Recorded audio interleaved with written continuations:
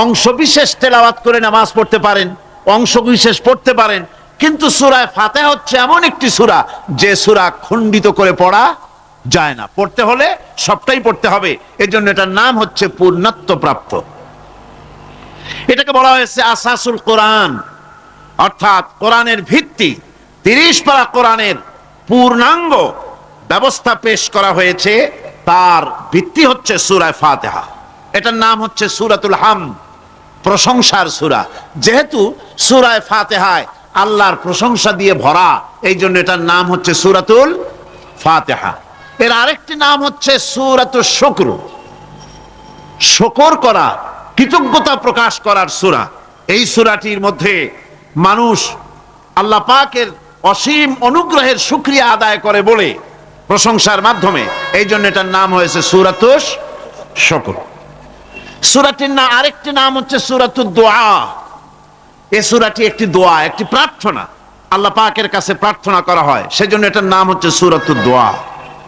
এর আরেকটি নাম হচ্ছে সূরাতুস সুয়াল, অর্থাৎ কামনা করার সূরা, আল্লাহর কাছে চাওয়ার সূরা। এই সূরায় অনেক কিছু আছে যা আল্লাহর কাছে চাওয়া হয়।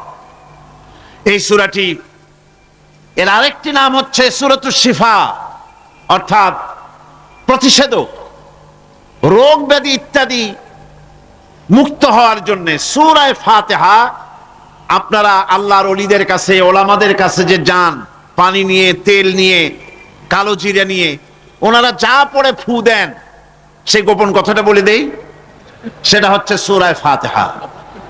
সূরা ফাতিহা কোন কোন কিতাবে মুফাসসিরিন ইকরাম লিখেছেন, মুহাদ্দিসিনরা লিখেছেন যে দুরারোগ্য ব্যাধি, কোন ওষুধে ভালো হচ্ছে না, প্রতিদিন 40 বার করে সূরা ফাতিহা পড়ে পানিতে দম করে ফজরের পরে 41 দিন যদি এভাবে সেবন করে, সেই দম করা পানি দুরারোগ্য ব্যাধিও আল্লাহ পাক ভালো করে দিবেন। সুবহানাল্লাহ বিহামদি। এটা হচ্ছে সূরাতুশ শিফা। এটাকে বলা হয় সূরাতুস সালাত। নামাজ হবেই না সূরা ফাতিহা ছাড়া, নামাজ সূরা ফাতিহা ছাড়া হবে না। এই জন্য লা সালাতা লিমান লাম ইয়াকরা বিফাতিহাতিল কিতাব, হাদিস শরীফে এসেছে সূরা ফাতিহা ছাড়া নামাজ শুদ্ধ হবে না, নামাজ জায়েজ হবে না। সেই জন্য এটার নাম হচ্ছে সূরাতুস সালাত। কোরআনে কারীমের এই সূরাটি, এটাকে হযরত পীর সাহেব কেবলা একটি আয়াত তেলাওয়াত করে বলেছেন সাবউল মাসানি। এটা হচ্ছে নিত্য পাঠনীয় সপ্তবাক্য, যে 7টি বাক্যকে সবসময় পড়া লাগে। তার মানে হচ্ছে যে ব্যক্তি নামাজ পড়ে 5 ওয়াক্ত, 24 ঘন্টার ভিতরে সূরা ফাতিহা একেবারে কম করেও যদি হয়, তাহলে 40 বার এই সূরা 24 ঘন্টায় নামাজি ব্যক্তিকে পড়তে হয়। এই জন্য সবসময় পাঠনীয় এই সূরাটি। সূরাটি মোট অক্ষর সংখ্যা হচ্ছে 113, শব্দ সংখ্যা হচ্ছে 25টি। এটি হচ্ছে সূরা ফাতিহা। একটি রুকু, 7টি আয়াত। নাজিলের অবতীর্ণ হওয়ার স্থান হচ্ছে মক্কা আল মুকাররমা। রাসূল করিম সাল্লাল্লাহু আলাইহি ওয়াসাল্লামের মক্কি জিন্দেগিতে সূরাটি অবতীর্ণ হয়। শুরু হচ্ছে সূরা ফাতিহা। আলহামদুলিল্লাহি রাব্বিল আলামিন। সূরা ফাতিহা আমি বলি এটি যেন একটি অভিনন্দন পত্র। এটি কি? অভিনন্দন পত্র। বান্দা দিচ্ছে তার রবকে, রবের ভাষায় শেখানো অভিনন্দন পত্র বান্দা তার রবকে প্রকাশ করছেন, দিচ্ছেন। অভিনন্দন পত্রে 3টা জিনিস থাকে, আপনারা লক্ষ্য করে শুনলে বুঝতে পারবেন ইনশাআল্লাহ। একবার ভাবুন যে কত বড় কথা 30 পারা কোরআনের মধ্যে যা আছে তার সবটা আল্লাহ পাক তার সারাংশ সূরা ফাতিহায় ঢুকাইছেন। তাহলে এটা জিনিসটা কি, এটা বুঝতে হবে, এবং সেই ধরনের অন্তর নিয়ে, মন নিয়ে বসতে হবে আর বুঝতে চেষ্টা করতে হবে। আমি ধীরে ধীরে আপনাদের সামনে পেশ করব ইনশাআল্লাহ, বিইজনিল্লাহ, বিমাশিয়াতিল্লাহ, বিফদলিল্লাহ। সূরা ফাতিহার মধ্যে আমি বলেছি এটা একটি অভিনন্দন পত্রের মতো। কিরকম? অভিনন্দন পত্রে 3টা জিনিস থাকে। কয়টা জিনিস থাকে? 3টা। প্রথমে থাকে প্রশংসা। অভিনন্দন পত্রে প্রথমে কি থাকে? প্রশংসা। 2 নম্বরে থাকে পরিচয়, 3 নম্বরে থাকে দাবি।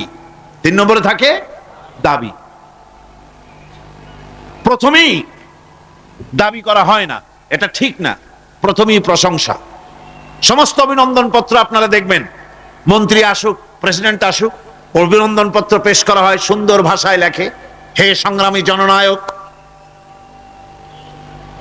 গরিবের বন্ধু, জাতির কিছু একটা, এইভাবে করে বহুত প্রশংসা করে তারপরে তার নাম খুঁজে পাওয়াই মুশকিল প্রশংসার ঠেলায়। আপনার আগমনী বার্তায়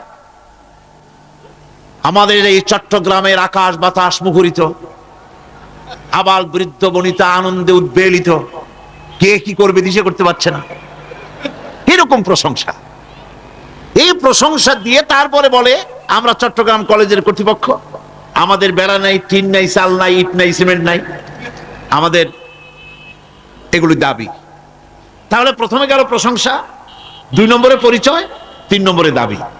মূলত এই ভদ্রতা প্রথমে কেউ বলে না, মন্ত্রী সাহেব চিটাগংয়ে আসছেন তো, আমাদের দাবি না মিটাইয়া ঠ্যাং আস্ত নিয়ে ঢাকা ফিরতে পারবেন না, এরকম বলে নাকি? এরকম বললে কিছুই পাওয়া যাবে না। মূলত এই যে ভদ্রতা, এই শালীনতা, এই শিষ্টাচার শিক্ষা দিয়েছে আল কোরআন। সুবহানাল্লাহ বিহামদিহি। বান্দাকে কিছু চাইতে হবে, আর চাওয়াটা শিখাইছেন কে? আল্লাহ। কে শিখিয়েছেন? বান্দাকে একটা বড় জিনিস চাইতে হবে, একটা বড় জিনিস চাইতে হবে আল্লাহর কাছে। সে চাওয়াটা কি সেটাও আল্লাহ শিখাইছেন। যেহেতু আমরা তো জানি না, বুঝি না, আল্লাহ আমাদের কত মেহেরবান, তার কত দয়া, আমাদের শিখাই দিচ্ছেন কেমনে প্রশংসা করতে হবে, কেমনে পরিচয় দিতে হবে, আর কেমনে দাবি করতে হবে। 3টি জিনিস সূরা ফাতিহার মধ্যে আল্লাহ পাক ঢুকিয়ে দিয়েছেন। সুবহানাল্লাহ বিহামদিহি। সুতরাং বলা হচ্ছে, আল্লাহ পাক বলছেন আলহামদুলিল্লাহি রাব্বিল আলামিন। সমস্ত প্রশংসা, যাবতীয় প্রশংসা সবকিছু আল্লাহ পাকের জন্য, যিনি রব্বুল আলামিন, যিনি বহু জগতের, অসংখ্য জগতের যিনি পালনেওয়ালা রব, তার জন্যই সমস্ত প্রশংসা। এখন হামদ হচ্ছে প্রশংসা, এর অর্থ হচ্ছে সুন্দরের প্রশংসা। অসুন্দরের কিন্তু কোনো হামদ হয় না, অসুন্দরের হামদ হয় না। হামদ হয় কার? সুন্দরের। সুন্দরের হামদ হয়, প্রশংসা হয়। এই জন্য প্রশংসা করতে হবে আল্লাহ পাকের। কোন ফাসিকের প্রশংসা যদি করা হয়, আল্লাহ পাক নারাজ হয়ে যায়, আল্লাহ পাকের আরশ গোসায় থরথর করে কাঁপতে থাকে। প্রশংসা হবে কেবলমাত্র কার? আল্লাহ পাকের। এবং এই প্রশংসা সবটুকুন হামদের আগে আলিফ লাম লাগানো হয়েছে। এটা হচ্ছে জিন্স বা ইস্তিকরাক, অর্থাৎ সমস্ত বস্তুকে বোঝাবার জন্য আল শব্দকে ব্যবহার করা হয়েছে। আলহামদু, সমস্ত প্রশংসা সেই আল্লাহ পাকের, যিনি তামাম জাহানকে সৃষ্টি করেছেন এবং প্রতিপালন করেছেন। আল্লাহ রাব্বুল আলামিন বলেন, আমরা শুরু করছি সূরা ফাতিহা, অভিনন্দন পত্র দিচ্ছি। কারে দিচ্ছি? আল্লাহ পাককে দিচ্ছি। সেখানেও ভাষা দিয়ে রব্বুল আলামিন বলেন প্রশংসা করো, আলহামদুলিল্লাহি রাব্বিল আলামিন। সমস্ত প্রশংসা আল্লাহ পাকের, যিনি হচ্ছেন রব। যিনি কি? রব। এখন এই রব শব্দের বাংলা অর্থ করা হয় প্রভু, লালনকারী, প্রতিপালনকারী, কিন্তু এই অর্থ যথেষ্ট নয়। কোরআনে কারিমে যে রব বলা হয়েছে তার অর্থ হচ্ছে, তার অর্থ ব্যাপক, অনেক বিশাল এর অর্থ। এ রব কাকে বলে আমি রবের সমস্ত ব্যাখ্যা করতে পারবো না, তবে অল্প কথায় এমন ভাবে বলতে চেষ্টা করব যাতে করে আপনাদের বুঝে আসবে ইনশাআল্লাহ। আমরা বলি ইনশাআল্লাহ। এখন আপনারা যদি আমাকে প্রশ্ন করেন যে অত কথা বুঝি না, এক লাইনে এক বাক্যে বুঝায় দেন রব কাকে বলে, তাহলে আমি কথাটা এইভাবে বলবো, যাহার যখন যে জিনিসের যতটুকুন প্রয়োজন, তাহাকে তখন সেই জিনিস ফরিয়াদ করার আগে যিনি পৌঁছে দেন তার নাম হচ্ছে রব। এ রব হচ্ছে তার মধ্যে রুবুবিয়তের সম্পূর্ণ কোয়ালিটিতে ভর্তি। আল্লাহ পাকের মধ্যে রুবুবিয়তের কোয়ালিটি। রব শুধু সৃষ্টি করেই ছেড়ে দেন না, প্রতিপালন করেন, পূর্ণতায় পৌঁছে দেন। সুবহানাল্লাহ বলতে ইচ্ছে করে না ভাইরা? দেখেন আল্লাহ রাব্বুল আলামিন এমন রব, বাংলাদেশের কুকুর আর আমেরিকা ইউরোপের শীত প্রধান দেশের কুকুর একরকম নয়। আমাদের দেশের পশু ইউরোপ আমেরিকা শীত প্রধান দেশের পশু একরকম নয়। তার কারণ হলো আমাদের দেশে শীত কম, নাতিশীতোষ্ণ অঞ্চলের মধ্যে খানিকটা পড়ে যায়। এখানে পশুদের গায়ে কম পশম থাকলে কোনো অসুবিধা নাই। ভেড়া, ঘোড়া, কুকুর, বন্য প্রাণীকে কেউ তো কম্বল দেয় না, ল্যাব দেয় না, রাজাই দেয় না, খাতা দেয় না, চাদর দেয় না। আল্লাহ রাব্বুল আলামিন তিনি এমন রব, শীত প্রধান দেশের পশুদের গায়ে পশম দিয়া চিরস্থায়ী কম্বল জড়ায় দিয়েছেন। এর নাম হচ্ছে রব। প্রতিপালনের পদ্ধতি কি সুন্দর করে তিনি প্রতিপালন করছেন, কি সুন্দর করে তিনি পশু পক্ষীগুলিকে তাদের আহার জোগাড় করছেন, প্রতিপালন করছেন। তিনি রব, মানুষকে সৃষ্টি করেছেন, আমাদেরকে সৃষ্টি করেছেন, সব প্রয়োজন মিটাইছেন। সুবহানাল্লাহ ওয়া বিহামদিহি, সকল প্রয়োজন মিটিয়েছেন, একটা জিনিস বাদ রাখেন না। আমি এই জন্য বলি যে কোরআন হচ্ছে বিজ্ঞানের উৎস। কোরআন বিজ্ঞানের কি? বিজ্ঞানের আবিষ্কার যত বাড়বে, বিজ্ঞান চিরটা কাল কোরআনের কাছে ভিক্ষার হাত দিয়ে এতিমের মতো দাঁড়ায় থাকবে কিয়ামত পর্যন্ত। আজ পৃথিবীর বিজ্ঞানীরা বলছেন জগৎ সম্পর্কে, আমরা মনে করছি পৃথিবীটাকে, আমাদের কাছে জগৎ দুইটা। কয়টা জগৎ? একটা জগৎ হলো এইটা, ইহ জগৎ আর পরজগৎ, এছাড়া আর কিছু জানি না। এই দুইটাই জগৎ আমাদের কাছে। এখন দেখেন বিজ্ঞানীরা কি বলছে। বিজ্ঞানীরা বলছেন সৌরজগতে শুধু আমাদের সৌরজগৎটাই শেষ না, অসংখ্য সৌরজগৎ আছে মহাশূন্যে, অসংখ্য সৌরজগৎ। পৃথিবীর প্রতি 4 বিলিয়ন মানুষ যদি এক একটা সৌরজগৎ দখল করে, তাতেও সৌরজগৎ শেষ হবে না। আরো সহস্র সহস্র বিলিয়ন বিলিয়ন সৌরজগৎ আরো ফাঁকা পড়ে থাকবে। এত সৌরজগৎ আল্লাহ সৃষ্টি করেছেন। এই মহাশূন্যে বহুমাত্রিক জগতের কথা আল্লাহ পাক এখানে বলেছেন। এই পৃথিবী একটা জগৎ, এই মাটির তলে আছে আর এক জগৎ, সমুদ্রের ভিতরে আছে পানির তলার আর এক জগৎ। আর মহাশূন্য যে কি তা আপনার মাথায় শূন্য হয়ে যাবে চিন্তা করতে করতে। এই জন্য বিজ্ঞানীরা, বড় বড় বিজ্ঞানী, এরা কিন্তু নাস্তিক হয় না। বর্তমান বিজ্ঞানীরা চিন্তা করে গবেষণা করে খেয়েই হারিয়ে ফেলছে মহাশূন্যকে দেখে। যেখানে আছে গ্যালাক্সি, যেখানে আছে মিল্কি ওয়ে, যেখানে রয়েছে অসংখ্য তারকা, এই পৃথিবীটা মহাশূন্য আল্লাহ যেভাবে তৈরি করেছেন, সেই তুলনায় এই পৃথিবী একটা মার্বেলের চাইতে খুব বেশি একটা বড় কিছু হয় বলে মনে হয় না। পৃথিবী যদি হয় একটা মার্বেলের মতো, তাহলে আমরা যে মানুষ, আমাদের অস্তিত্ব কোথায় চিন্তা করেন। এবার মহাশূন্যে চলেন, মহাশূন্য সে কি বিশাল মহাশূন্য। একটা তারকা থেকে আর একটা তারকায় যদি যেতে হয়, তাহলে সহস্র সহস্র বিলিয়ন বছরের দরকার হবে। কি বছর? এ দুনিয়ার বছর না, আলোকবর্ষ, লাইট ইয়ার। আলো চলে প্রতি সেকেন্ডে কত? 1,86,000 মাইল। এই 1,86,000 মাইলের সেকেন্ড, এর মিনিট, এর ঘন্টা, এর দিন, এর মাস, এর বছর, এই আলোকবর্ষ। সহস্র সহস্র আলোকবর্ষ পার হয়ে যাবে এক তারকা থেকে আর এক তারকায় পৌঁছানো সুকঠিন। এ ধরনের অসংখ্য তারকা আল্লাহ পাক তৈরি করে রেখেছেন। সূর্য হচ্ছে পৃথিবীর চাইতে 13 লক্ষ গুণ বড়। এরকম সূর্য বিজ্ঞানীরা এখন বলছে, আগে বলতো 1 কোটি সূর্যের চাইতে বড় তারকা, এখন বলতেছে এই রকমের পৃথিবীর চাইতে 13 লক্ষ বড় যে সূর্য, এরকম 3 কোটি সূর্য খাইয়া ফেলাইতে পারে। এরকম সহস্র সহস্র তারকা এক একটা গ্যালাক্সির ভিতরে আল্লাহ পাক তৈরি করে গেছে। এখন মনে হচ্ছে যে এই তারকাগুলি বড়, না, এই তারকাগুলির চাইতে আবার বড় জিনিস আছে। সেগুলি কি? সেটাকে বলা হয় ব্ল্যাক হোল। সেটাকে বলা হয় ব্ল্যাক হোল, অন্ধকার কূপ। ব্ল্যাক হোল আবার ম্যানহোল বুঝবেন না, কিন্তু ম্যানহোলের ঢাকনা চুরি হয় যেমন। তবে একটা দৃষ্টান্ত আপনি বুঝতে পারেন, রাস্তায় রাস্তায় যেমন অসংখ্য ম্যানহোল আছে, ওই রকম করে মহাশূন্যে অসংখ্য ব্ল্যাক হোল আছে, একটা দুইটা না, অসংখ্য। এই ব্ল্যাক হোল আবার দেখা যায় না, অদৃশ্য ব্ল্যাক হোল। এই ব্ল্যাক হোলগুলো কি? এগুলি কোরআনে কারীমের মধ্যে আল্লাহ পাক বলেছেন, ফালা উকসিমু বিমাওয়াকিন নুজুম, ফালা উকসিমু বিমাওয়াকিন নুজুম, শপথ সেই পতন স্থানের যেখানে নক্ষত্র সমূহ ধ্বংস হয়ে যায়, ধ্বংসপ্রাপ্ত হয়, কসম সেই স্থান সমূহের।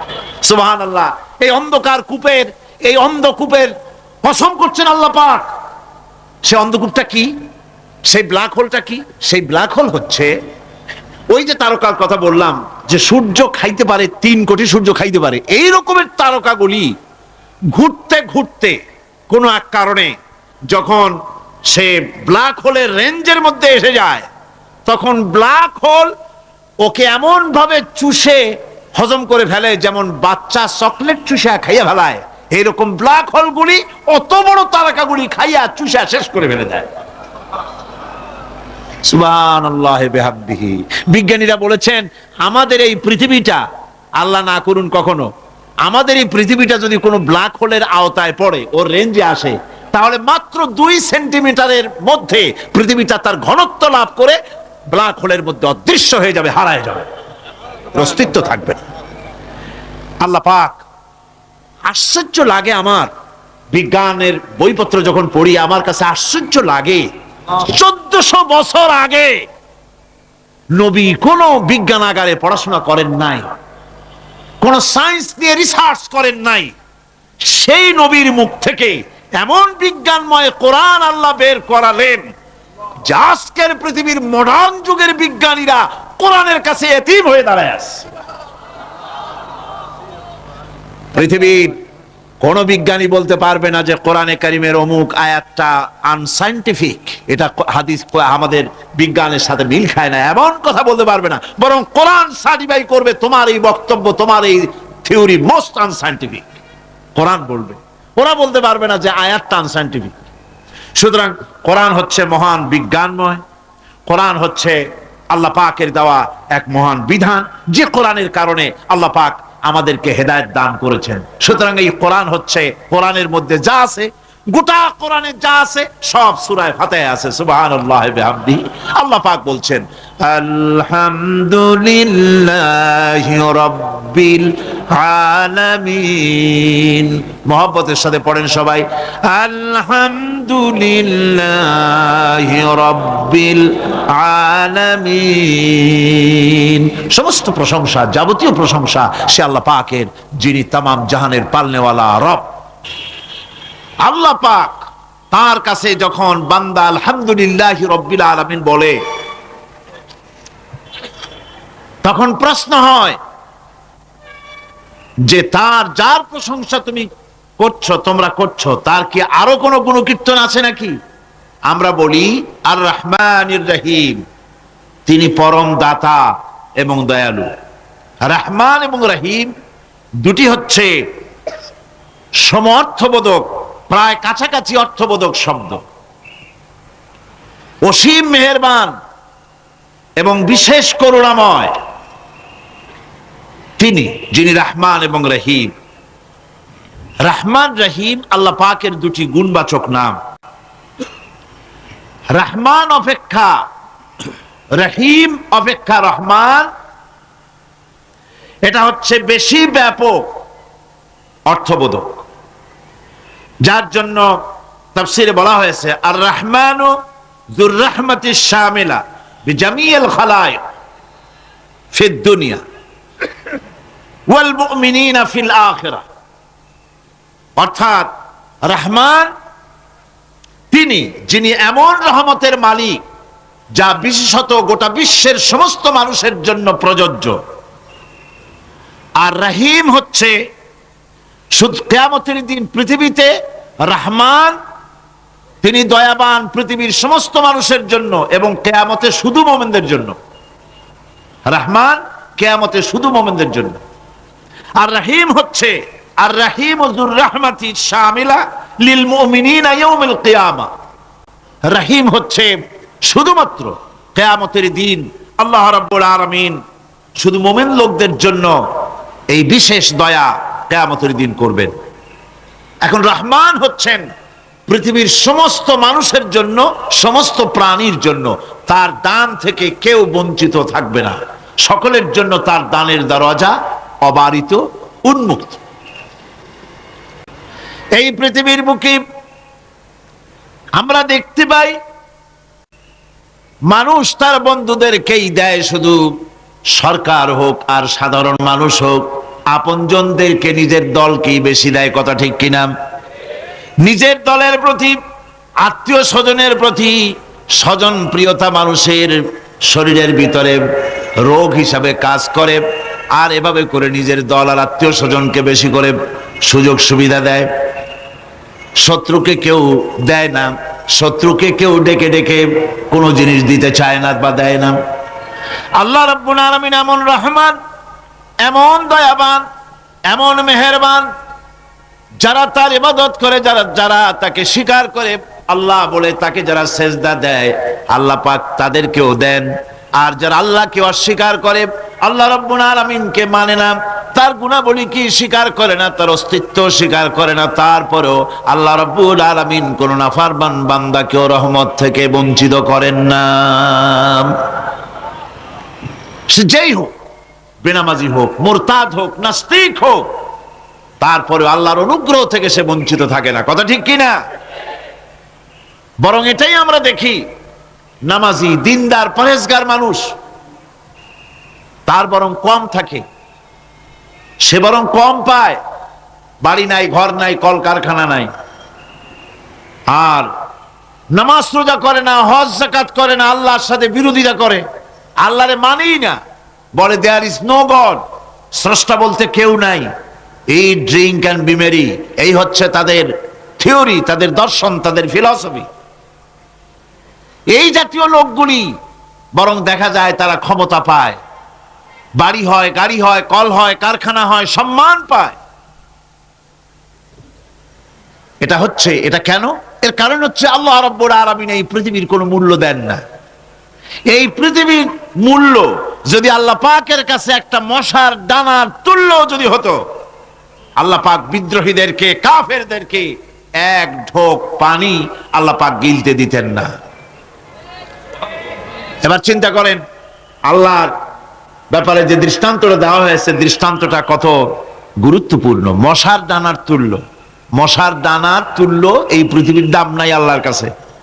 আপনাকে যদি কেউ 10 লক্ষ মশার দানা বহু কষ্ট করে জোগাড় করিয়া যদি কেউ দেয়, তাহলে আপনি কয় টাকা দিয়ে কিনবেন? 4 পয়সা দিয়েও একজনে বলছে 4 পয়সাও দিবে না। তাহলে বোঝেন এর কোনো মূল্য নাই। একটা মশার দানার তুল্য মূল্য আল্লাহ পাক এই পৃথিবীর দেন না, যার কারণে অবারিত উন্মুক্ত হস্তে আল্লাহ পাক সমস্ত মানুষের জন্য, প্রাণী জগতের জন্য তিনি করুণা করেছেন সকলকে। এই করুণাময় রহমান আল্লাহ পাক, তিনি গুনাহগারদেরকে, যারা আল্লাহ পাকের ফরমাবরদারি করতেছে, তাদেরকে সকলকে আল্লাহ পাক সমানভাবে তার জিনিসগুলিকে তিনি দিয়ে দিচ্ছেন। এটা হচ্ছে রহমান। আর রহিম হচ্ছে, হাদিস শরীফে বলা হয়েছে, আর রহমানু রহমানুদ দুনিয়া ওয়াল আখিরা, আর রহিম ও রহিমুল আখিরা। মোমেন রহমান তো শুধু আল্লাহ পাক দুনিয়া এবং আখিরাতের জন্য, আর রহিম শুধুমাত্র আখিরাতের জন্য। আবার কোন কোন আয়াতে বলা হয়েছে যে আল্লাহ পাক দুনিয়ার মানুষের জন্য রহিম।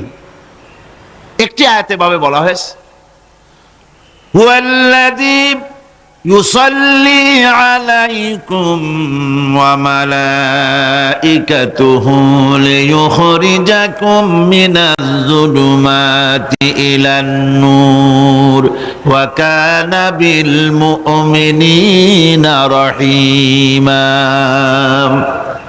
সে আল্লাহই তোমাদের প্রতি রহম করেছেন, রহমত নাজিল করেছেন এবং তার ফেরেশতাগণ এই উদ্দেশ্যে যে তোমাদেরকে তিনি অন্ধকার থেকে আলোর দিকে বের করে নিয়ে আসবেন, আর তিনি হচ্ছেন মুমিনদের জন্য রহিম, অত্যন্ত দয়াবান। আরবি ভাষায় আর রহমান অন্তর জগতের এমন একটি নম্র উচ্ছ্বাসিত অবস্থার প্রতি ইঙ্গিত করে যার ফলে তার স্বতঃস্ফূর্তভাবে নিজের থেকেই মহানুভবতা এবং প্রীতি ও মহব্বতের ইচ্ছার বহির্প্রকাশ ঘটে। তাই রহমতের মধ্যে আছে স্নেহ, আছে প্রীতি, আছে অনুগ্রহ। আল্লাহ পাকের রহমতটা কি জিনিস? সেটা হচ্ছে রাহমাতি ওয়াসিআত কুল্লা শাই, আমার রহমত দিয়ে সমস্ত জিনিসকে ঢেকে রাখা হয়েছে। প্রত্যেকটি জিনিসের ভিতরে আল্লাহ পাকের রহমত রয়েছে। রহমত ছাড়া এই পৃথিবীতে মানুষের চলার কোনো পথ নাই। সমস্ত ব্যাপারই আল্লাহ পাকের রহমত আর রহমত। আমরা যখন বললাম আর রহমানির রহিম, বলেন সবাই আর রহমানির রহিম। আবার প্রশ্ন হয়, বান্দা বুঝলাম, আরো কোনো কোয়ালিটি, আরো কোনো বৈশিষ্ট্য তার আছে নাকি? আমরা বলি মালিকি ইয়াউমিদ্দিন, তিনি হচ্ছেন বিচার দিনের মালিক, শেষ বিচারের মালিক তিনি। একদিকে এটাকে ব্যালেন্স করা হয়েছে, একদিকে অফুরন্ত রহমত যার কোনো কুল নাই, কিনারা নাই। এখন আদল দরকার। এখন কি দরকার? আদল, ইনসাফ দরকার। আল্লাহ পাক একদিকে অফুরন্ত রহমত আর নিয়ামত দিয়ে পৃথিবীকে ছেয়ে রেখেছেন, অপর দিকে বলেছেন আমি হচ্ছি বিচার দিনের মালিক, সেদিন আমি বিচার করব। সেই বিচারের ভিতরে কোনো পক্ষপাতিত্ব থাকবে না, হবে না। সেখানে তিনি হবেন হাকামুল হাকিমিন, ওইটা হবে সুপ্রিম কোর্টের সুপ্রিম কোর্ট। সেই পরকালে, সেই কিয়ামতের মাঠে আপনাকে আমাকে সকলকে উপস্থিত হতে হবে, নাকি হবে না? সবাইকে উঠতে হবে। এই দিন শব্দটি কোরআনে কারিমে বহু জায়গায় বলা হয়েছে এবং বিভিন্ন অর্থে ব্যবহার করা হয়েছে। যেমন দিন শব্দের অর্থ প্রভাব, প্রতিপত্তি, আধিপত্য, ইতাআত, বন্দিগি, দাসত্ব, আনুগত্য, নীতি, পথ, পন্থা, হিসাব, ফায়সালা, প্রতিদান, প্রতিফল, এরকম অনেক অর্থ, অনেক অর্থে দিন শব্দ কোরআন কারীমের মধ্যে ব্যবহৃত হয়েছে। কিন্তু এখানে মালিক ইয়াউমিদ্দিন, এই দিন এখানে ব্যবহার করা হয়েছে প্রতিফল অর্থে। প্রতিফলের দিন, যেদিন প্রতিফল দেওয়া হবে, তিনি হচ্ছেন সেই দিবসের অধিপতি, সেই দিবসের মালিক। সূরা ইনফিতারে আল্লাহ পাক বলছেন وما أدراك ما يوم الدين ثم ما أدراك ما يوم الدين, বিচারের দিনটি কি তা তোমাকে কে জানালো? আবার জিজ্ঞেস করছি, তোমাকে কে জানালো বিচারের দিনটা কি? আল্লাহ পাক জবাবে বলছেন বিচারের দিনটা হচ্ছে ইয়াউমা লা তামলিকু নাফসুন লিনাফসিন শাইআন ওয়াল আমরু ইয়াউমা ইযিন লিল্লাহ। বিচারের দিন হচ্ছে এমন দিন যেদিন কেউ নিজেকে রক্ষা করতে পারবে না, কারো থেকে কেউ নিজেকে রক্ষা করতে পারবে না, নিজেকে কেউ নিজের জন্য কাউকে সাহায্যকারী পাবে না। আর সমগ্র ব্যাপারটি নিরঙ্কুশ ভাবে আল্লাহ রাব্বুল আলামিনের হাতে থাকবে। সেই দিনটার নাম কিয়ামত, সেটার নাম পরকাল, সেটার নাম হচ্ছে বিচারের দিন। যেদিন কর্তৃত্ব হবে কেবলমাত্র কার? আল্লাহ পাক। সেই দিনটা হচ্ছে কর্মফল পাওয়ার দিন। লাহা মা কাসাবাত ওয়া আলাইহা মাকতাসাবাত, প্রত্যেক মানুষই সে উপার্জন অনুসারে সেখানে ফল পাবে। যেমন কর্ম তেমন ফল পাবে, ব্যক্তি হিসাবে পাবে, দল হিসাবে পাবে। তিলকা উম্মাতুন ক্বাদ খালাত লাহা মা কাসাবাত ওয়া লাকুম মা কাসাবতুম ওয়া লা তুসআলুনা আম্মা ইয়ামালুন। প্রত্যেক মানুষই তার উপার্জন অনুসারী ফল পাবে। যা সে পাবে তা নিজের উপার্জন ছাড়া আর কিছুই না, আর যে ফল পাবে সেটাও তার উপার্জন। সুতরাং কিয়ামতের দিন আল্লাহ মানুষের উপরে কোনো জুলম করবেন না, অত্যাচার করবেন না। আল্লাহ পাক তো তার বান্দার জন্য জুলুমকারী নন, ঠিক কিনা? আল্লাহ পাক বলছেন, মান আমিলা সালিহান ফালিনাফসিহি ওয়া মান আসাআ ফাআলাইহা ওয়া মা রাব্বুকা বিযাল্লামিন লিল আবিদ। যে ব্যক্তি পুণ্য কাজ করলো সে নিজের কাজে নিজের স্বার্থেই তা করলো। আমরা যে নামাজ পড়ি এটা কি আল্লাহর স্বার্থ? কথা কন, আল্লাহর স্বার্থ?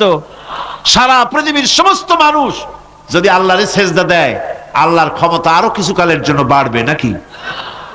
সমস্ত মানুষ যদি আল্লাহকে অস্বীকার করে, বিদ্রোহী ঘোষণা করে, বিদ্রোহ ঘোষণা করে, তাতে কি আল্লাহর ক্ষমতা শেষ হয়ে যাবে? নাউযুবিল্লাহি মিন যালিক। যেমন ছিলেন তেমনই থাকবেন। সুতরাং আমরা যা করি, আমরা নামাজ পড়ি নিজেদের জন্য, আল্লাহকে খুশি করার জন্য, কিন্তু কল্যাণটা আমার। কল্যাণটা কার?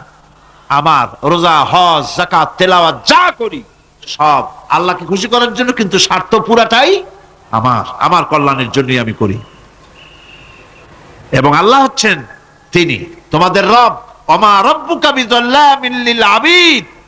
তোমাদের রব হচ্ছেন তিনি যিনি বান্দাদের উপরে কখনো অত্যাচার করেন না, জুলম করেন না, মেহেরবানি দিয়ে যিনি ছেয়ে রাখেন তিনি হচ্ছেন আল্লাহ পাক। সুতরাং সেই কিয়ামতের মাঠে আল্লাহ পাকের দরবারে আমাদের সকলকেই উঠতে হবে। আল্লাহ পাকের দরবারে আমাদের সামনে, আল্লাহ পাকের সামনে দাঁড়াতে হবে। সেদিন আমাদেরকে কেউ বাঁচাতে পারবে না। সেদিন আল্লাহ পাক এর দরবারে যেন আমরা আসামি না হই, সেজন্য এই পৃথিবীতে কোরআন অনুযায়ী আমাদের জীবন গড়তে হবে, সুন্নাহ অনুযায়ী জীবন গড়তে হবে। তাহলে পরকালে আল্লাহ পাকের কাছে নাজাত পাওয়া যাবে। বড় কঠিন জায়গা, বড়ই কঠিন জায়গা। এবার প্রশ্ন হচ্ছে, তোমরা যারা আমার প্রশংসা করলে তোমরা কারা? জবাবে আমরা বলছি, ইয়াকা না'বুদু ওয়া ইয়াকা নাস্তাঈন।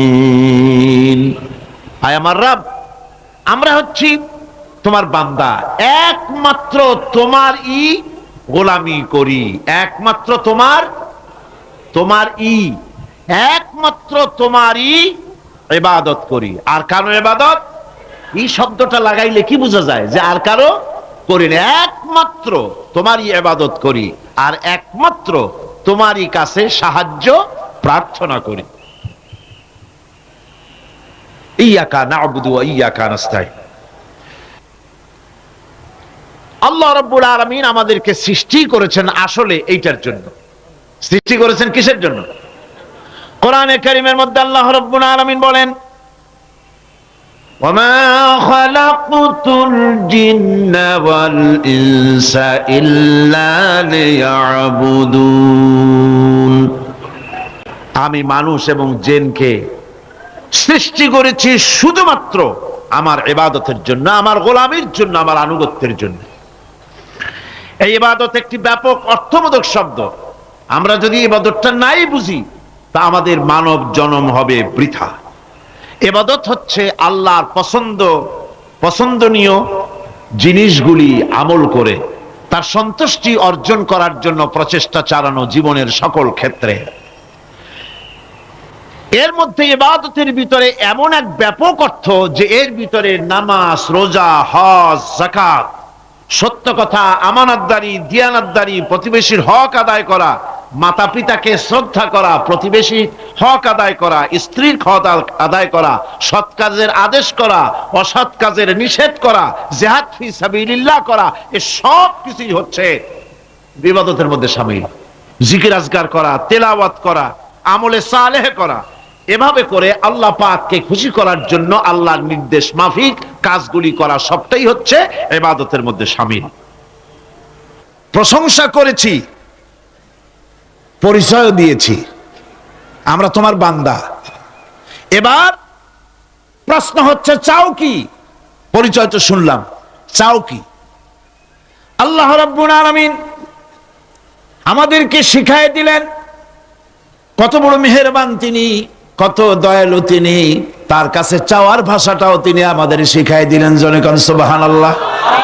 রব্বুল আলামিন আমাদের শিখালেন এভাবে চাও, ইহদিনাস সিরাতাল মুস্তাকিম সিরাতাল্লাযীনা আন'আমতা আলাইহিম গায়রিল মাগদুবি আলাইহিম ওয়ালাদ-দাল্লিন।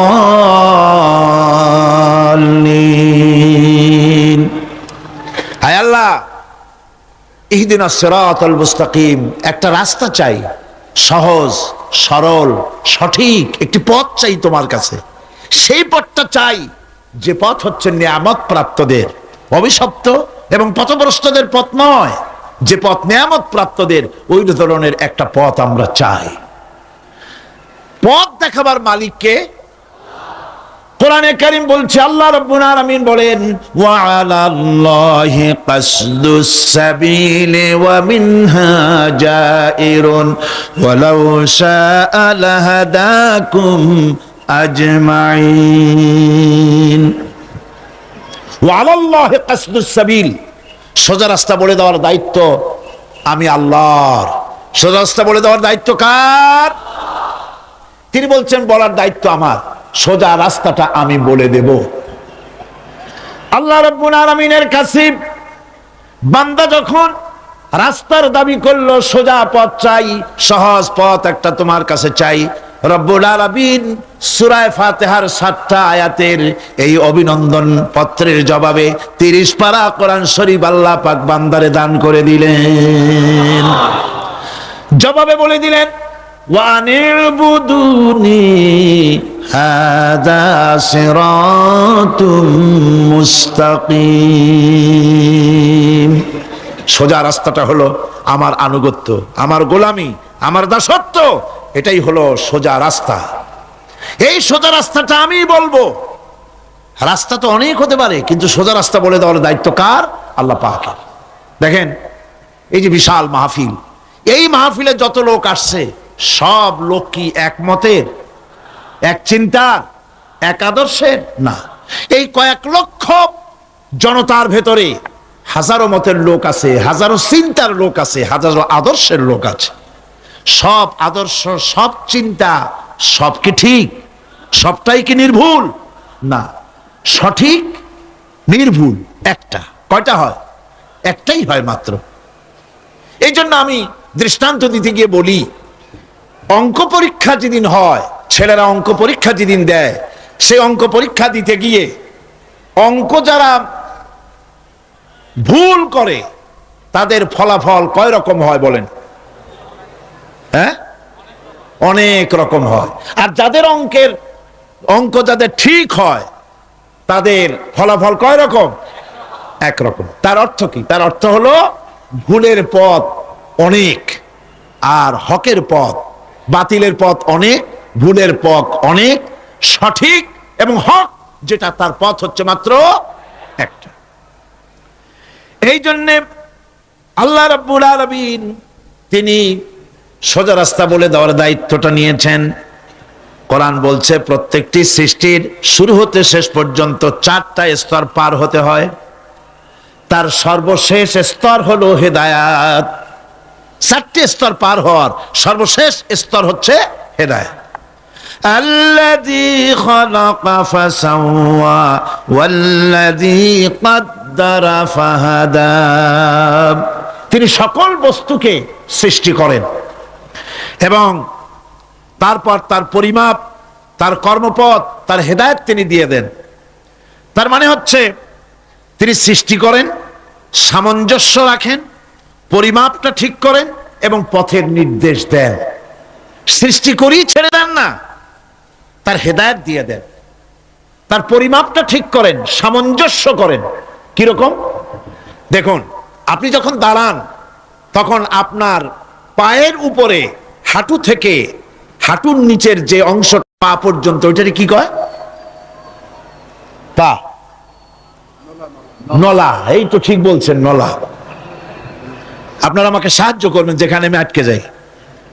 নলা, এই নলাটা পায়ের সেন্টারে যদি রাখা হতো, বোঝেন ভালো করে, পায়ের সেন্টারে এই জায়গাটা, এটা ধরুন পা, এই জায়গাটায় যদি হতো পায়ের নলাটা, হয় সিটায় পড়তেন না হয় ফুটোয় পড়তেন।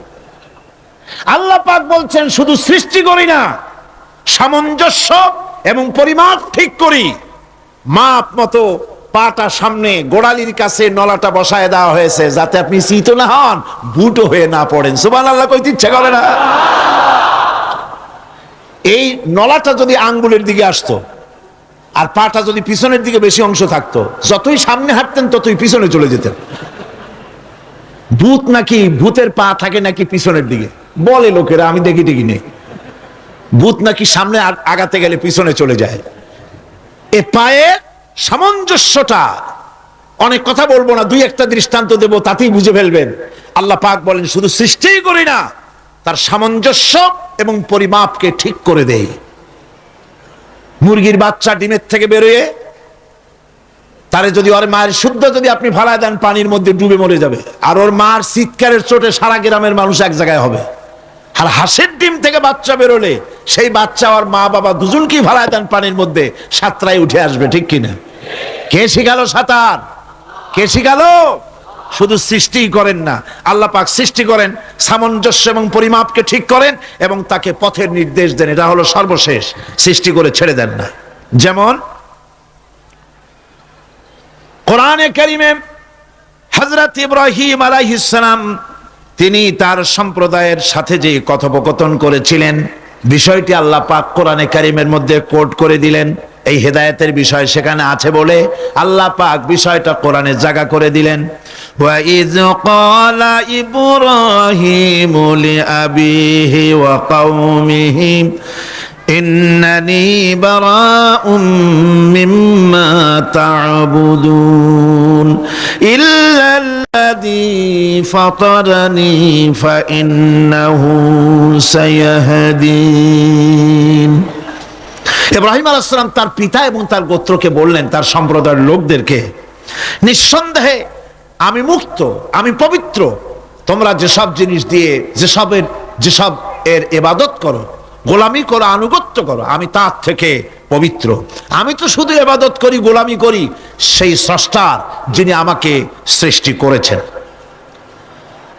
আমার সম্পর্ক শুধুমাত্র সেই সত্তার সাথে যিনি সৃষ্টি করেছেন। আল্লাযী খালাকানি ফাহুয়া ইয়াহদিন, যিনি আমাকে সৃষ্টি করে শুধু সৃষ্টি করেন নাই, আমাকে হেদায়েত দিয়েছেন, আমাকে পথের দিশা দিয়েছেন। ওয়াল্লাযী হুয়া ইউতঈমুনি ওয়া ইয়াসকিন, যিনি আমাকে সৃষ্টি করেছেন, তিনি হেদায়েত দিয়েছেন। আর আমি যখন তৃষ্ণার্ত হই তিনি আমাকে পান করান, আমি যখন ক্ষুধার্ত হই তিনি আমাকে আহার দেন। ওয়া ইযা মারিদতু ফাহুয়া ইয়াশফিন, আর যখন অসুস্থ হই তখন তিনি আমাকে রোগ মুক্ত করে দেন। সুবহানাল্লাহি ওয়া বিহামদি। তাহলে কি হলো? অর্থাৎ যে প্রতিপালক, তার প্রতিপালন পদ্ধতি আমার সকল প্রয়োজন মিটান, যিনি আমাকে পান করান, আহার করান, অসুস্থ হলে যিনি আমাকে সুস্থ করেন। হেদায়েতের কামটা তিনি আরেকজনের জন্য রাখেন নাই, তিনি আমার হেদায়েতের ব্যবস্থাও করেছেন। ভাইরা আমার, আল্লাহ রাব্বুল আলামিন শুধু সৃষ্টি করেন নাই, সৃষ্টি করে হেদায়েত দিয়েছেন, মানুষকে হেদায়েতের রাস্তা বলে দিয়েছেন। সঠিক পথ কোনটি, সেই পথের কথাও তিনি পরিষ্কার করে বলে দিয়েছেন। এই জন্য আল্লাহ পাক বলেন, কোরআন মাজিদ হেদায়েতকে বিরাট দান বলে ঘোষণা করেছে। মানুষের জন্য যে হেদায়েত আল্লাহ দিয়েছেন তার সবচাইতে বড় দান, জোরে কোন সুবহানাল্লাহ। ইন্না খালাকনাল ইনসানা মিন নুতফাতিন আমশাজিন নাবতালিহি ফাজআলনাহু সামিআম বাসীরা। আমি মানুষের মিলিত শুক্র দ্বারা, নুতফা দিয়ে আমি মানুষ সৃষ্টি করেছি এবং তাকে একে একে বিভিন্ন স্তর পার করেছি। তাকে শ্রবণ শক্তি দিয়েছি, তাকে দর্শন শক্তি দিয়েছি। ইন্না হাদাইনাহুস সাবিলা ইম্মা শাকিরান ওয়া ইম্মা কাফুরা। নিশ্চয়ই আমি তাদেরকে তাদের কর্মপন্থা প্রদান করেছি, আমি তাদেরকে হেদায়েত দিয়েছি, চলার পথের দিশা দিয়েছি। এখন ইচ্ছে করলে সে কৃতজ্ঞ হতে পারে, ইচ্ছে করলে অকৃতজ্ঞতার পথও অবলম্বন করতে পারে। আমি তাকে হেদায়েত দিয়ে দিয়েছি, পথ দেখিয়ে দিয়েছি। ডান এবং বাঁ দুটি রাস্তা আল্লাহ পাক দেখিয়ে দিয়েছেন। আসহাবুল ইয়ামিন, আসহাবুশ শিমাল, একটা ডানপন্থী আর একটা বামপন্থী। আমাদের দেশে কিছু লোক আছে নাম মুসলমান, নাম মুসলমান, কিন্তু বলে যে আমরা বামপন্থী আন্দোলন করি। অথচ সমস্ত ডানপন্থীদের জায়গা হবে জান্নাতে যদি জান্নাতের আমল করতে পারে। ডানপন্থীদের নেতা হচ্ছেন দুনিয়ার সমস্ত পয়গম্বরেরা, আর বামপন্থীদের নেতা হলো শয়তান। বামপন্থীদের নিয়ে শয়তান যাবে কিয়ামতে জাহান্নামে। আল্লাহ পাক রাস্তা বলে দিয়েছে। আল্লাহ রাব্বুল আলামিন বলেন, আলাম নাজআল লাহু আইনাইনি ওয়া লিসানান ওয়া শাফাতাইন ওয়া হাদাইনাহুন নাজদাইন। আমি কি তোমাদের দুটি চক্ষু দেই নাই, দেখার জন্য দুটো চোখ দেই নাই? আমি কি তোমাদেরকে কথা বলার জন্য দুটো ঠোঁট দেই নাই? এরপরে আমি কি তোমাদেরকে ভালো মন্দ বোঝার জন্য আমি কি হেদায়েত দেইনি? ভালো মন্দ সবটা বোঝার জন্য আমি তোমাদেরকে হেদায়েত দিয়েছি। সুতরাং এই হেদায়েতের রাস্তা ছেড়ে দিয়ে তোমরা নিজেদেরকে গোমরাহির মধ্যে ডুবিয়ে দিও না। আমার দেওয়া হেদায়েতের রাস্তায় নিজেদেরকে পরিচালিত করার জন্য প্রচেষ্টা করো। সিরাতুল মুস্তাকিম, এজন্য মডেল দরকার। কার অনুসরণ করব? আল্লাহ পাক শিখায় দিলেন, সিরাতাল্লাযীনা আন'আমতা আলাইহিম। পড়েন সবাই, সিরাতাল্লাযীনা আন'আমতা আলাইহিম গায়রিল মাগদুবি আলাইহিম ওয়ালাদ-দাল্লিন। আয় আল্লাহ, অনুগ্রহপ্রাপ্ত দল, সেই রাস্তা, অনুগ্রহপ্রাপ্তদের রাস্তা চাই। তোমার মনোনীত ব্যক্তি অনুগ্রহপ্রাপ্ত যারা, তাদের পথ অনুসরণ করতে চাই। এই অনুগ্রহপ্রাপ্ত দল কারা, সে কথা কোরআন শরীফে বলা হয়েছে। আল্লাহ রাব্বুল আলামিন বলেন, ওয়া মান ইউতি'িল্লাহা ওয়ার রাসূল ফাউলাইকা মা'আল্লাযীনা আন'আমা আল্লাহু আলাইহিম মিনান নাবিয়্যিনা ওয়াস-সিদ্দীকিন ওয়াশ-শুহাদা'a ওয়াস-সালিহিন ওয়া হাসুনা উলাইকা রাফীকা। আর যে ব্যক্তি আল্লাহ এবং রাসূলের আনুগত্য স্বীকার করলো, নিঃসন্দেহে সে অনুগ্রহপ্রাপ্তদের সঙ্গী হলো। সেই অনুগ্রহপ্রাপ্ত কারা?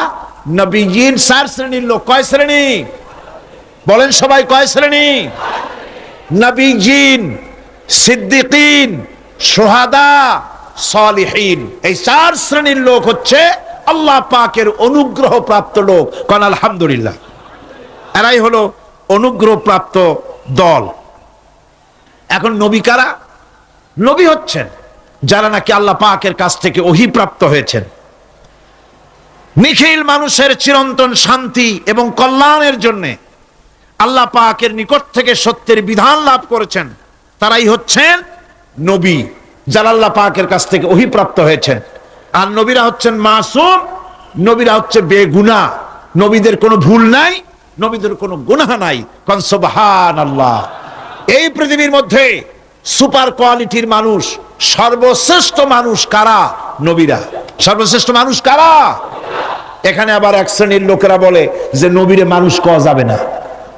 আছেন এমন লোক, নবীরে মানুষ কওয়া যাবে না। কেন? কেন? নবীর সম্মান কত। আচ্ছা, নবীরে মানুষ বলবো না তো বলবোটা কি? নবীরা কি ফেরেশতা? যদি ফেরেশতা বলি তাহলে কি নবীদের মর্যাদা বাড়ানো হলো? বলেন আপনারা, বাড়ানো হলো? তাহলে নবীদেরকে কি বলবো? তারা কি জেন? যদি জেন বলি তাহলে তাতে কি মর্যাদা বাড়বে? সবচাইতে মর্যাদা বেশি কার? মানুষের। সুতরাং এক শ্রেণীর লোকেরা খামোখাই আলেম নামধারী লোক অথচ নবীকে মানুষ বলতে রাজি না। কোরআনে কারীম সাফ করে আল্লাহ পাক পরিষ্কার করে বলেছেন, قل إنما أنا بشر مثلكم يوحى إلي أنما إلهكم إله واحد। নবী বলুন, আমি তোমাদের মতো মানুষ, আমার উপরে ওহী আসে, ইন্নামা আনা বাশারুম মিসলুকুম, তোমাদের মতো মানুষ। একটু ভালো করে বিষয়টা বোঝেন। আরো বলেছি আমি, আজকে আবার স্মরণ করায় দেই। আল্লাহ শিখাই দিচ্ছেন, বলুন আমি তোমাদের মতো মানুষ, ফেরেশতা নই, জিন নই, আমার কাছে ওহী আসে। পার্থক্য এখানে।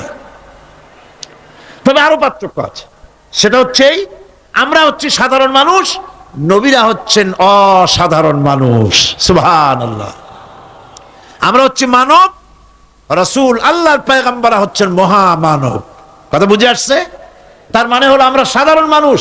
সাধারণ মানুষেরা গুনাহ করতে পারে, ভুল করতে পারে, সব রকমের গুনাহ করতে পারে। নবীরা কোনো গুনাহ করতে পারেন না। আল্লাহ পাক তাদের দিয়ে গুনাহ করান না। আল্লাহ পাক ফেরেশতা দিয়ে, আপন কুদরত দিয়ে নবীদেরকে হেফাজত করেন। সুবহানাল্লাহ। সুতরাং এই কথা বিশ্বাস করতে হবে, সমস্ত নবীরা হচ্ছেন মানুষ। নবীদের আদর্শই কেবলমাত্র আদর্শ, সেই আদর্শকেই গ্রহণ করতে হবে, তাকেই একমাত্র নেতা হিসাবে গ্রহণ করতে হবে। আমার নেতা বলতেও রাজি না। মুশকিল কি এক জায়গায়? কয় যে নেতা বলা যাবে না। কেন? কয় যে ওই যে মানুষেরা বলে, স্লোগান দেয়, আমার নেতা, তোমার নেতা, অমুক তমুক হেন তেন, তো এগুলির সাথে নবীরে মিশানো এটা ঠিক না। তাছাড়া নবীরে নেতা কব না, কবটা কি? নবী কি হয় নেতা হবে, না হয় অনুসারী হবে, এর বাইরে তো কিছুই নাই। হয় ইমাম, না হয় মুক্তাদি। বাইরে কি? বাইরে তো নাই কিছু। সুতরাং নবী কি মুক্তাদি হবে? নবী কি অনুসারী হবে? নিশ্চয়ই হাজার বার নবী হচ্ছেন ইমাম, নবী হচ্ছেন নেতা। আমরা যখন আরবিতে বলি, ওনারা নিজেরাও আরবিতে বলেন, তখন কোনো আপত্তি হয় না। আল্লাহুম্মা সাল্লি আলা সাইয়্যিদিনা মুহাম্মদ। সাইয়্যিদিনা মানে হচ্ছে আমাদের লিডার, আমাদের নেতা। সাইয়্যিদিনা যখন বলে তখন আপত্তি করে না, কিন্তু আমাদের নেতা বললেই আপত্তি করেন। বাংলা ভাষা, বাংলাদেশি মানুষ হইয়া বাংলা ভাষার প্রতি এই গভীর জ্ঞান দেখলে দুঃখই হয়। বন্ধুগণ, মনে রাখতে হবে, নবী হচ্ছেন মাসুম, বেগুনাহ এবং নেতা। আর মুহাম্মদ সাল্লাল্লাহু আলাইহি ওয়াসাল্লাম হচ্ছেন বিশ্ব নেতা, এটা কোনো সন্দেহ নাই। এই নবীর অনুসরণ করতে হবে। সিদ্দিকিন হচ্ছে সত্যকে যারা উদার, উন্মুক্ত, অকুণ্ঠ চিত্তে, দ্বিধাহীন ভাবে যারা গ্রহণ করেছে, এর বিপরীত যারা করেই নাই, তারাই হচ্ছেন সিদ্দিকিন। হযরতে, যেমন একটা দৃষ্টান্ত, হযরতে আবু বকর সিদ্দিক রাদিয়াল্লাহু তাআলা আনহু, মেরাজ থেকে হুজুর ফিরে এসেছেন সকাল বেলায়, ফজরের নামাজ পড়ে বসেছেন, কাবা শরীফে তিনি বসে আছেন। তো তখন আবু জাহেল এসে বলছে, মুহাম্মদ সাল্লাল্লাহু আলাইহি ওয়াসাল্লাম, প্রত্যেক দিনই তো নতুন নতুন কথা কও, আজকে কোনো নতুন কথা আছে? হুজুর বলেন, হ্যাঁ নতুন কথা আছে। কি? বলে, এই তো শেষ রাত্রে জিবরাইল আসছিল, আমারে নিয়ে গেল বাইতুল মুকাদ্দাসে, জেরুজালেমে গিয়ে নামাজ পড়লাম, ওইখান থেকে মহাকাশ পাড়ি দিলাম, 7 আকাশ পাড়ি দিলাম, সিদরাতুল মুনতাহা গেলাম, আরশে আজিম ভ্রমণ করলাম, আল্লাহর সাথে কথা কইলাম, জান্নাত জাহান্নাম দেখলাম, তারপরে আবার এই আয়েশা নামাজ পড়িয়া তোমাদের সাথে কথা বলতেছি। আবু জাহেল কয় যে, খাইছে, যাও, মাথাটা একটু ভালো ছিল, এখন তাও সর্বনাশ হয়ে গেছে। কয়, মুহাম্মদ সাল্লাল্লাহু আলাইহি ওয়াসাল্লাম, তুমি যা বললা এই কথাটা আমি কি হুবহু মানুষের কাছে বলবো? হুজুর বলছেন, অবশ্যই বলো গিয়ে। আবু জাহেল চিন্তা করলো, দিস ইজ দ্য মোমেন্ট, এটাই হলো আসল সুযোগ পেয়ে গেছে মানুষকে বিভ্রান্ত করার জন্য। সবার আগে ছুটে চললো হযরতে আবু বকর রাদিয়াল্লাহু তাআলা আনহুর বাড়িতে, যে বলছেন, আবু বকর শুনেছো? বলে, কি? মুহাম্মদ সাল্লাল্লাহু আলাইহি ওয়াসাল্লাম এই রকমের কথা বললো, বেচারার মাথাটা যাও ভালো ছিল, শেষ। হুজুর বলছেন, আবু জাহেল, আমার রাসূলকে এরকম বলেছেন? আবু জাহেল বলছে, আমার নিজ কানে শুনে আসলাম, এখনো তিনি সেখানে বসা। হযরত আবু বকর বলেন, আবু জাহেল, আমার আল্লাহর নবী তিনি যদি এরকম কথা বলে থাকেন, তাহলে আমি কোনো সন্দেহ পোষণ করি না, অবশ্যই আল্লাহ রাব্বুল আলামিনের হাবিব যা বলেছেন তা সত্য। হযরত আবু বকর রাদিয়াল্লাহু তাআলা আনহু মসজিদে হারামে আসলেন, হুজুরকে জিজ্ঞেস করলেন, হুজুর আবু জাহেল আমাকে এইসব কথা বললো, এগুলি কি ঠিক? হুজুর বললেন হ্যাঁ। তিনি ঘটনা বয়ান করলেন। হযরত আবু বকর বললেন, হে রাসূল, আপনি যা বলেছেন সত্য বলেছেন, আপনার মেরাজ ঠিক হয়েছে, সঠিক হয়েছে, সন্দেহ নাই। হুজুর বলেন, আবু বকর তুমি তো শুধু আবু বকর নাও, তুমি সিদ্দিক। সত্যকে যারা অকুণ্ঠ চিত্তে দ্বিধাহীন ভাবে যারা সত্যের সামনে মাথা নত করেছে, গ্রহণ করে নিয়েছে, দ্বিমত পোষণ করে নাই, কোন রকমের দুষ্ট বুদ্ধির আশ্রয় গ্রহণ করেনি, উল্টাপাল্টা করেনি, এই সমস্ত মানুষেরই হলো সিদ্দিক। আর এদের দলকেই সিদ্দিকিন বলা হয়।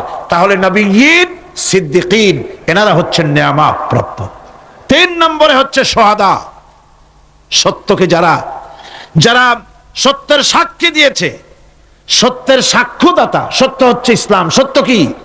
ইসলাম। সত্য হচ্ছে আল্লাহ, সত্য হচ্ছে নবী, সত্য হচ্ছে কোরআন, সত্য হচ্ছে হাদিস।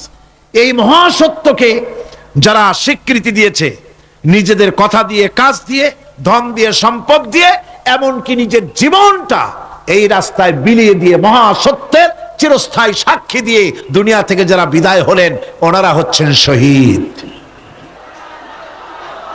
4 নম্বরে হচ্ছে সালিহিন। 4 নম্বরে কি?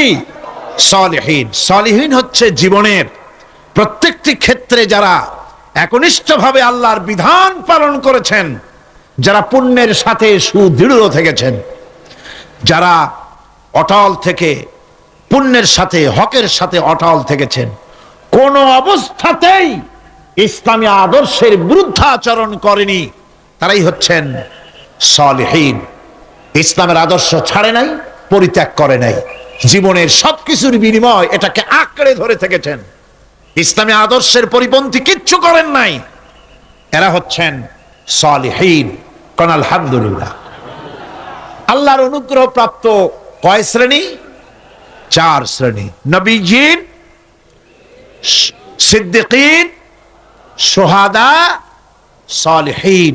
এই 4 শ্রেণীর লোকেরাই হচ্ছে নিয়ামতপ্রাপ্ত।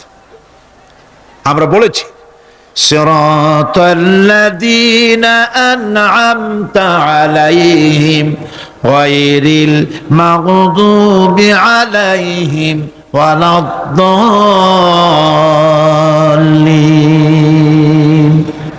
নিয়ামতপ্রাপ্তদের পথ চাই, অনুগ্রহপ্রাপ্তদের পথ। আর অভিশপ্ত পথভ্রষ্টদের পথ আমরা চাই না, আমরা পরিহার করে চলবো। এটা একটু ওয়াদাও বটে। যারা অভিশপ্ত, যারা পথভ্রষ্ট, ওরা কারা? মাগদুব এবং দল্লিন। মাগদুব হচ্ছে অভিশপ্ত, দল্লিন হচ্ছে পথভ্রষ্ট। দুনিয়ার সমস্ত মুফাসসিরিন, মুহাদ্দিসিন সব একমত, মাগদুব হচ্ছে ইহুদিরা। মাগদুব কারা? বলেন না কারা? আর দল্লিন, অভিশপ্ত কারা? ইহুদিদের। অভিশপ্ত হওয়ার কারণটা কি? আল্লাহ রাব্বুল আলামিন বলেন, শোনো কারণ কি। وَضُرِبَتْ عَلَيْهِمُ الْمَسْكَنَةُ ذَلِكَ بِأَنَّهُمْ كَانُوا يَكْفُرُونَ بِآيَاتِ اللَّهِ وَيَقْتُلُونَ الْأَنْبِيَاءَ بِغَيْرِ حَقٍّ ذَلِكَ بِمَا عَصَوْا وَكَانُوا يَعْتَدُونَ। তাদের উপর দারিদ্র এবং অসহায়তার অভিশাপ বর্ষিত হয়েছে। এর কারণ হলো তারা আল্লাহ পাকের আয়াতকে অস্বীকার করেছে, তারা অকারণে আল্লাহর নবীদেরকে হত্যা করেছে এবং প্রত্যেকটি ব্যাপারে আল্লাহর শরীয়তের সীমা লঙ্ঘন করেছে। যুরিবাত আলাইহিমুল যিল্লাতু ওয়াল মাসকানা ওয়া বাউ বিগাদাবিন মিনাল্লাহ। আল্লাহ পাক বলেছেন, চিরকাল ইহুদিরা অভিশপ্ত, তাদের কোন আবাসস্থল হবে না, সারা জীবন ঘুরে বেড়াবে। আপনারা বলবেন কই ঘুরে বেড়ায় না তো, তাদের তো জায়গা হইছে জেরুজালেমে, ইসরায়েলে, সেখানে তারা জায়গা করে নিয়েছে। তাহলে এটা কেমন হলো? এটা এইভাবে হচ্ছে, ওখানে তাদেরকে প্রতিষ্ঠিত করেছে আমেরিকা, ঠিক কিনা? আল্লাহ পাক কোরআন শরীফের মধ্যে বলেছেন, যদিও মানুষের সাহায্যে কোনো জায়গায় তাদেরকে আল্লাহর ইচ্ছায় অথবা মানুষের সাহায্যে কোথাও যদি জায়গা হয়ও, অপমানের জীবন যাপন করতে হবে সারাটা জীবন কিয়ামত পর্যন্ত। দুঃখে দুঃখে মরতে হবে, দেশে দেশে ঘুরে বেড়াতে হবে ভিক্ষুকের মতো। সে অবস্থাই হয়েছে। আমেরিকা ওদের উপর থেকে হাত উঠায় নিক, মধ্যপ্রাচ্যের আজকের 20 ফোড়া ইসরায়েল, আমেরিকা যদি তাদের রুবুবিয়াতে প্রতিপালনের হাতটা উঠায় নেয়, তাহলে আরব দেশে যত লোক আছে যুদ্ধ করা লাগবে না, এক পাশে গিয়ে পেশাব করলে ভাইসে লোহিত সাগরে চলে যাবে। সুতরাং এই ইহুদিদের পথ অনুসরণ করা যাবে না। ইহুদিরা অপরাধ করছিল কি? একটু আগেই বললাম, তারা আল্লাহর আয়াতকে অস্বীকার করেছে, তারা নবীদেরকে হত্যা করেছে, এটাই হলো তাদের অপরাধ। তারা শরীয়তের ব্যাপারে বাড়াবাড়ি করেছে। সুতরাং আল্লাহ পাক বলছেন ইহুদিদেরকে ছাড়তে হবে, খ্রিস্টানদের অনুকরণ ছাড়তে হবে। ইহুদি খ্রিস্টান সকলের অনুকরণ ছেড়ে দিয়ে নিয়ামত প্রাপ্ত ওই 4 শ্রেণীর লোকের অনুসরণ করতে হবে, তাহলেই খাঁটি মুসলমান হওয়া যাবে। কোন আলহামদুলিল্লাহ। এই হলো সূরা ফাতিহা, যা গত আজকের দিন সহ 5 দিন আমরা আলোচনা করলাম। কোন আলহামদুলিল্লাহ। এখন এই সূরা ফাতিহাকে আমি আপনাদের পকেটে উঠায় দিতে চাই, যাতে করে মনে থাকে। 5 দিনের অনেক কথা এক জায়গায় করে দিলে মনে করতে সুবিধা হবে, ঠিক কিনা? মনে রাখতে সুবিধা হবে। সূরা ফাতিহা আয়াত কয়টা? এই 7টি আয়াতের 7টি শিক্ষা আছে। সূরা ফাতিহার শিক্ষা 1, সকল প্রশংসা কেবলমাত্র হাদিস শরীফে এসেছে, ইদা মুদিহাল ফাসিকু ইহতাজ্জাতিল আরশ। যখন কোন ফাসিকের প্রশংসা করা হয়, যে ব্যক্তি নামাজ পড়ে না, রোজা করে না, দিন মানে না, ঈমান নাই, চরিত্র নাই, এমন লোককে যখন প্রশংসা করা হয়, আল্লাহ পাকের আরশ গোসায় থরথর করে কাঁপতে থাকে। সুতরাং সমস্ত প্রশংসা হবে কার? আর প্রশংসা হবে বিশ্ব নবী জনাবে মুহাম্মদ রাসূলুল্লাহ সাল্লাল্লাহু আলাইহি ওয়াসাল্লাম।